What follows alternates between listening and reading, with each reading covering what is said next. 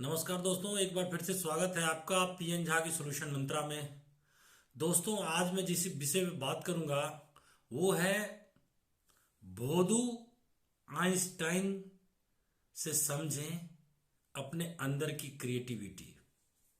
अपने अंदर की क्रिएटिविटी दोस्तों, काफी अटपटा लग रहा होगा जो मैंने इतने बड़े वैज्ञानिक अल्बर्ट आइंस्टाइन को मैंने बोधू आइंस्टाइन कह दिया। दोस्तों, अगर आपको आइंस्टाइन के बचपन की बातें पता हो तो आइंस्टाइन को टीचर मंदबुद्धि कहते थे। जब वो स्कूल में जाते थे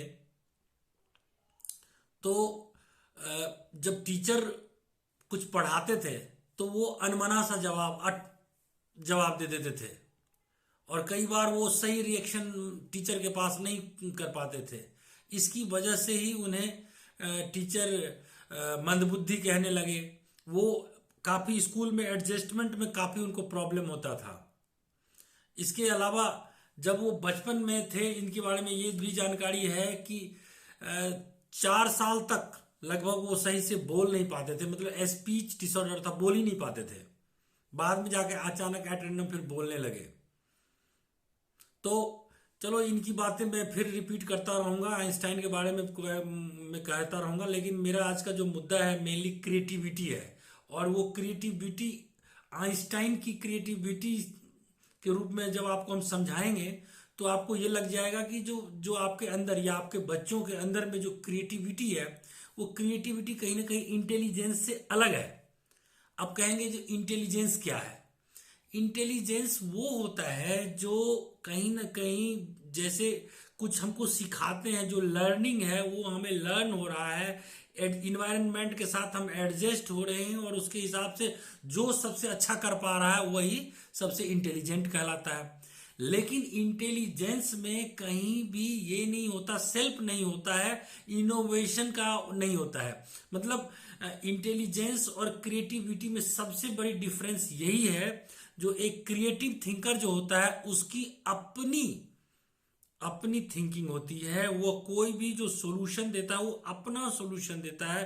कोई इनोवेशन होता है, कोई नया विचार होता है, एक नई नई आइडिया होती है, इमेजिनेशन होती है, और उसकी प्रोडक्टिविटी में लगाते हैं। तो एक इंटेलिजेंट कहीं ना कहीं एक क्रिएटिव थिंकर के यहाँ पे वर्कर के रूप में काम कर सकता है, उसके अच्छे मैनेजर हो सकता है, लेकिन अल्टीमेटली जो क्रिएटर होता है वो क्रिएटिव थिंकिंग वाला होता है। तो ये मैंने आइंस्टाइन से इसलिए समझाना चाहा, जो कई बार जो आपके बच्चे होते हैं वो बड़े ही क्रिएटिव होते हैं, लेकिन आप उसके अंदर की जो कैपेसिटी है वो आप पहचान नहीं पाते हैं, क्योंकि वो कहीं ना कहीं जब क्रिएटिविटी कैसे दिखती है, क्रिएटिविटी कहीं ना कहीं उसकी बातों से झलकती है, कहीं ना कहीं उसके जो गेस्चर पोस्चर, उसके जो बोलने का जो तरीका होता है, उसका जो फेस और रिकॉग्निशन है, उससे आप पता कर सकते हैं जो ये बच्चा क्या करना चाहता है। आमतौर पे वो थोड़ी सी जिसमें हाई क्रिएटिविटी होती है वो थोड़ा सा अलग थलग लगते हैं, उनके क्वेश्चन भी अलग होते हैं। तो इसलिए मतलब अपने क्रिएटिव बच्चों को ये नहीं समझे। क्रिएटिव बच्चों में कई बार ये प्रॉब्लम हो जाती है कि वो इन्वायरमेंट में एडजस्ट नहीं कर पाते हैं, वो सफर हो जाते हैं, वो डिप्रेशन आदि के शिकार हो जाते हैं।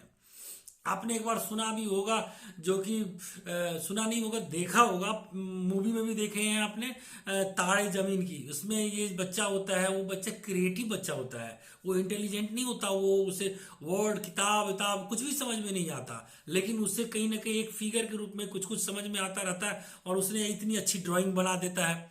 तो इसी तरीके से क्रिएटिव लोग होते हैं, जैसे मान के चलिए कोई बड़े बड़े साहित्यकार हैं, रविन्द्रनाथ टैगोर हैं, और कई लोग हैं, वो अपना एक क्रिएशन करते हैं, वैज्ञानिक एक क्रिएशन करते हैं। थॉमस अल्वा एडिशन का भी एक जो स्कूलिंग रहा है इन्हीं की तरह, आइंस्टाइन की तरह भी काफी खराब रहा है। उन्हें भी स्कूल में मंदबुद्धि, पागल, इस तरीके से कह करके उनको स्कूल से लौटा दिया गया। तो मतलब क्रिएटिव थिंकिंग और इंटेलिजेंस में यही अंतर मैं आपको बार बार समझाना चाहता हूं।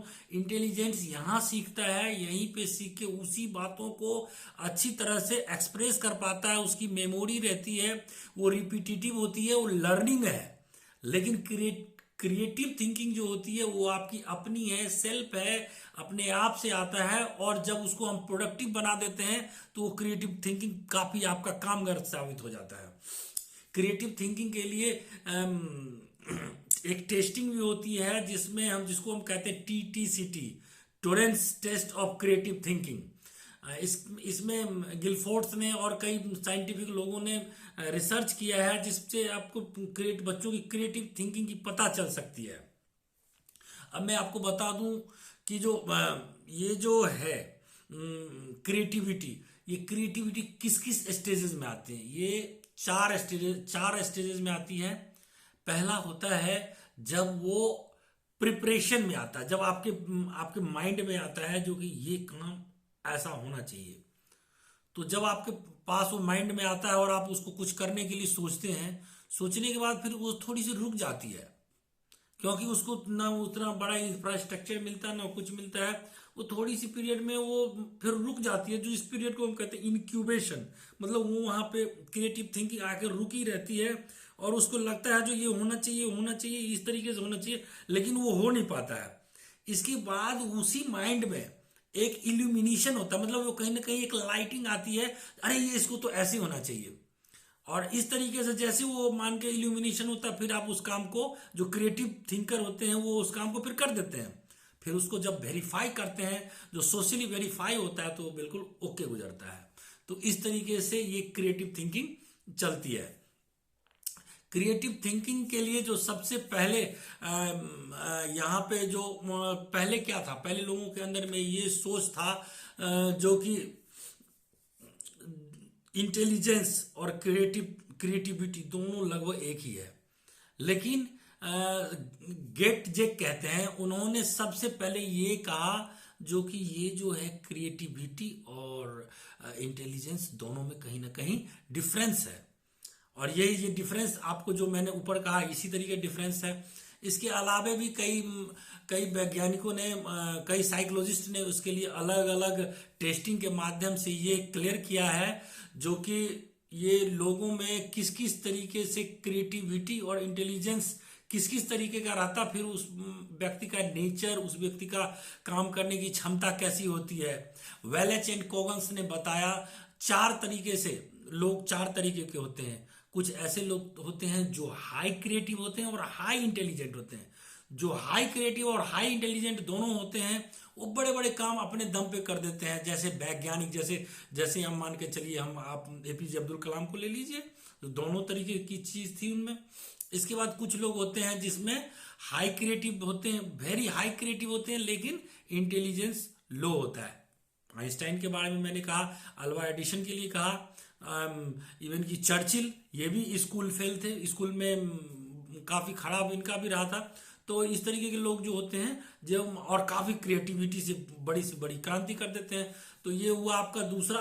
पहला हुआ हाई क्रिएटिव हाई इंटेलिजेंस, दूसरा हुआ हाई क्रिएटिव लो इंटेलिजेंस, तीसरा हुआ लो क्रिएटिविटी एंड हाई इंटेलिजेंस। कुछ लोग जो अपना कुछ नहीं कर पाते हैं, लेकिन जो चीज देखते हैं उसको बढ़िया से उतार देते हैं। आम तौर पे जो ऑफिस में या कहीं भी लोग चल पाते हैं, ये इसी तरीके के लोग चल पाते हैं जो बढ़िया से आपके, मतलब आपके मैनेजर ने, आपके ऊपर के किसी नेता ने ये दिया जो आपको इस चीज को इस तरीके से लिख दो, और उस चीज को उनकी तरीके में लिख दिया। तो ये हुए, और लेकिन सेल्फ क्रिएटिविटी उतनी नहीं होती है। और कुछ वो ऐसे भी होते हैं जो लो क्रिएटिव और लो इंटेलिजेंस होता है। इस तरीके के लोगों में आमतौर पे गुस्सा होता है, बातों में को कम समझ पाते हैं और अपना भी कुछ ज्यादा नहीं रख पाते हैं। तो ये सबसे, मतलब थोड़ी सी इनमें सबसे ज्यादा दिक्कत होती है। तो लगभग आपको सब कुछ बता दिया। और आइंस्टाइन के बारे में ये भी बता दूं, आइंस्टाइन की मेमोरी भी काफी खराब थी। उन्होंने, मतलब वो अपना घर तक भूल जाते थे। तो ये सारी चीजें, लेकिन फिर भी उन्होंने E=mc² का सिद्धांत दिया, जिससे कि मतलब इतनी बड़ी एनर्जी की सापेक्षता सिद्धांत आ गई, जिससे आज के समय में बड़े बड़े रिसर्च हो गए। और जो स्पेस में भेजा गया वो भी इसी सारे सिद्धांत के अनुसार भेजा गया रॉकेट तक को। तो आज के लिए इतना ही।